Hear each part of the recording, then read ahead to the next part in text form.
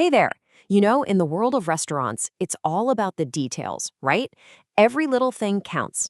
Today, we're going to break down the key strategies every restaurateur needs to know to not just get people in the door, but to build a loyal following that keeps them coming back for more. So, what is the secret? You ever wonder that? What's that magic formula that turns a regular old dining spot into a place people just love? Is it the food? The vibe? The price?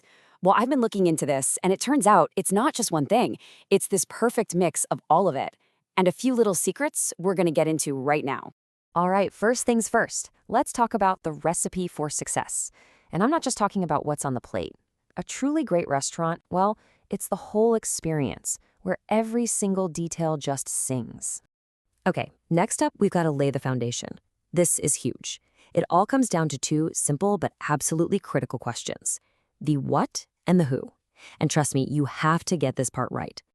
Okay, now this is a really important shift in thinking. Check this out. People don't just wander around thinking, where should I eat? No, they think, what do I want to eat? Italian? Tacos? Sushi?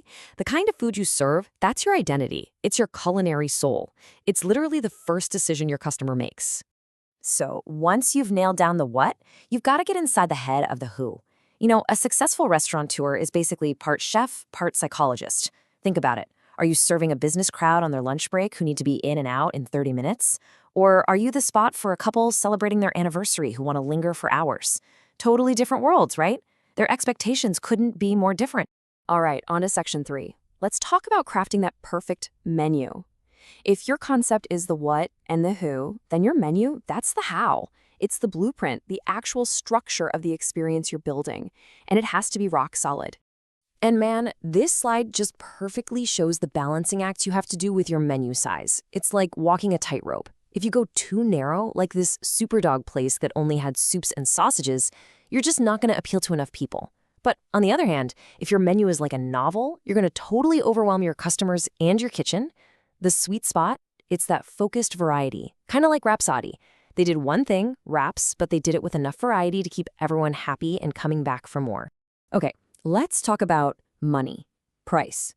Why on earth would someone pay a whole bunch of money for a burger? Well, take a look at the famous chef Daniel Boulud. His customers aren't just buying a patty and a bun. Nope, they're buying into an exclusive, super high-end experience. They're paying for the story, the status, the whole shebang. And that brings us to the key lesson here, right? You price for the experience, not just for the plate of food. People are paying for the atmosphere, the top-notch service, the feeling they get when they're there. You're selling a memory, not just a meal. Okay, so foundation, check. Killer menu, check. So what's next? Section 4 is all about keeping your customers hooked.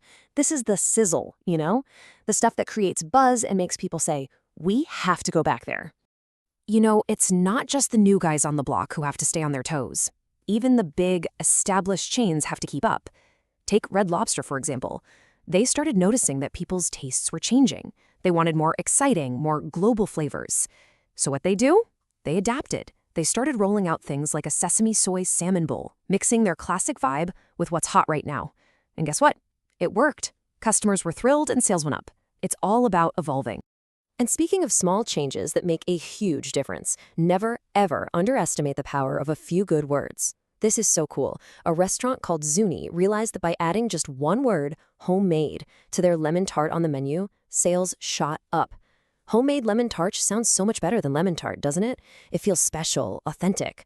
Words have power. Okay, and check this out.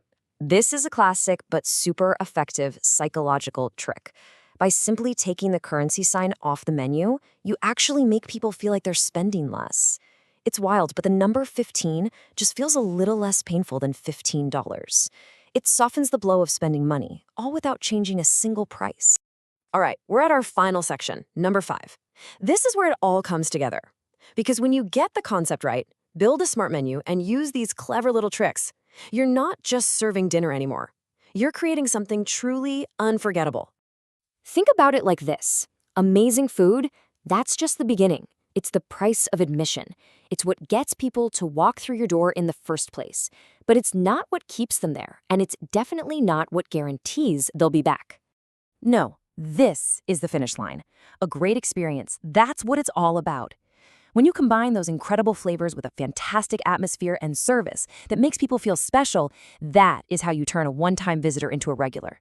That's the real secret to success. So I guess the real question to think about is this. Forget about the ingredients on the spreadsheets for a second. What's that one-of-a-kind, totally unforgettable experience that you are going to create for your customers? Because that's where the real magic happens.